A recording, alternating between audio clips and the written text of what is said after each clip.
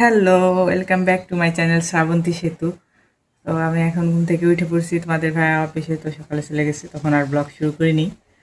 তো এখন ঝটপট ঘরটা গুছাই ফেলাই। আমি ঘুম থেকে উঠেই চেষ্টা করি যে বিছনাটা গুছাই ফেলার জন্য, তো কখনো কখনো হয়ে ওঠে না। কিন্তু এখন সবসময় আমি চেষ্টা করি আগে বিছনাটা ওঠানোর পরে আমি বাদবাকি কাজ করব। কিন্তু বিছনা ওঠানোর আগে অবশ্যই আমি একটু ফ্রেশ হয়ে নিই, তারপরে বিছনাটা উঠে ফেলাই। তো তোমাদের কেমন লাগে সকালবেলা ঘুম থেকে উঠে বিছনা উঠাইতে অবশ্যই কমেন্টে জানাও। আমার মনে হয় ঘর গোছানো থাকলে বাদ বাকি কাজগুলো আরও সহজ হয়ে যায়, তাড়াতাড়ি হয়ে যায়। তো এই জন্যে সবারই উচিত আগে বিছনা ওঠানো, ঘরটা গোছানো, তারপরে বাদ বাকি কাজগুলো করা। আবার কখনো কখনো হয়ে ওঠে না, কাজে এমন ব্যস্ততা থাকে এই জন্যে। তো আমার তো এই বাসায়, আমাদের বাসায় থাকলে তেমন কাজ করতেই হয় না। তো শুধু ঘরটা গোছানো হয় আর মাঝে সাঝে টুকিটাকি একটু কাজ করা হয়।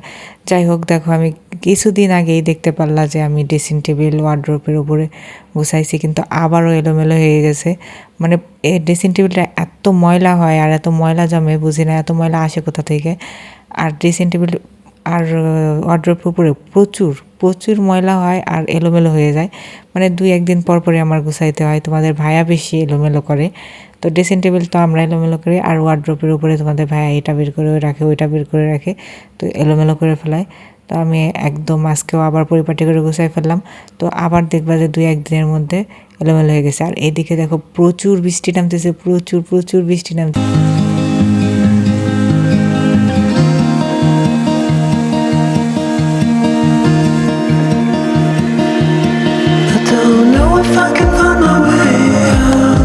ছোটোবেলায় অনেক বৃষ্টিতে ভিজতাম, এখন আর ভেজা হয় না। বৃষ্টিতে ভিজলেই মাথা ব্যথা শুরু হয়ে যায়, তো এমনিতে আর ভেজা হয় না। তো বৃষ্টি নামলে আমি একটু উপভোগ করার চেষ্টা করি, বারান্দায় যেয়ে জানলা খুলে রাখি।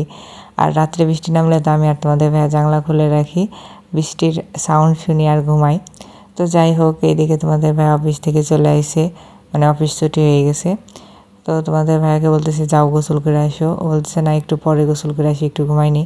আমি বলতেছি না তুমি গোসল করে আসো, আমি এদিকে বারান্দা থেকে গামছা এনে দিচ্ছি, গোসল করে আসো, আমার খিদে লাগছে, তাড়াতাড়ি খাবো। তো তোমাদের ভাইয়া গোসল করে আসছে।